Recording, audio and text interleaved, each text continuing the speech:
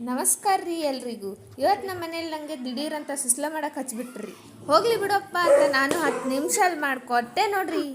ಎಲ್ಲರೂ ಭಾರಿ ಆಗಿದೆ ಅಂತ ಚಪ್ಪರ್ಸ್ಕೊಂಡು ತಿಂದ್ಬಿಟ್ರು. ಕಡೆಗೆ ನನಗೆ ಉಳಿಸ್ಲಿಲ್ಲ ನೋಡ್ರಿ.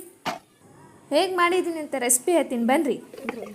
ಒಂದು ಬುಟ್ಟಿ ಹಾಳು ತೊಗೊರಿ, ಅದನ್ನ ನೀರಲ್ಲಿ ನೆನೆಸ್ಕೊಡ್ರಿ. ನೆನೆಸ್ಕೊಂಡ ನಂತರ ಒಂದು ಬೊಗಣಿಗೆ ತೆಗೆದಿಟ್ಕೊಡ್ರಿ.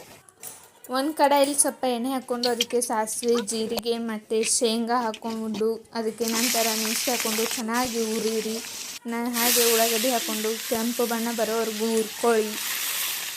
ನಮ್ಮ ಕಡೆ ಇದನ್ನು ಸುಸ್ಲ ಅಂತೀವಿ, ನಿಮ್ಮ ಕಡೆ ಏನಂತೀರ ಕಮೆಂಟಲ್ಲಿ ಹಾಕಿ. ಹಾಗೆ ಟೊಮೊಟೊ ಹಾಕ್ಕೊಂಡ್ಬಿಟ್ಟು ಚೆಂದ ಹುರಿದು ಅದಕ್ಕೆ ಸ್ವಲ್ಪ ರುಚಿಗೆ ತಕ್ಕಷ್ಟು ಅರಿಶಿನ ಹಾಗೂ ಸ್ವಲ್ಪ ಉಪ್ಪು ಹಾಕ್ಕೊಂಡು ಚೆನ್ನಾಗಿ ಮಿಕ್ಸ್ ಮಾಡ್ಕೊಳ್ಳಿ.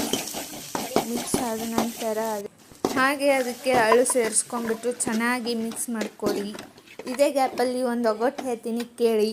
ಹಸಿರು ಗಿಡದ ಮೇಲೆ ಮೊಸರು ಚೆಲ್ಲಿದೆ. ಇದ್ರ ಉತ್ತರ ನಿಮಗೆ ಗೊತ್ತಿದ್ದರೆ ಕಮೆಂಟಲ್ಲಿ ಹಾಕಿ.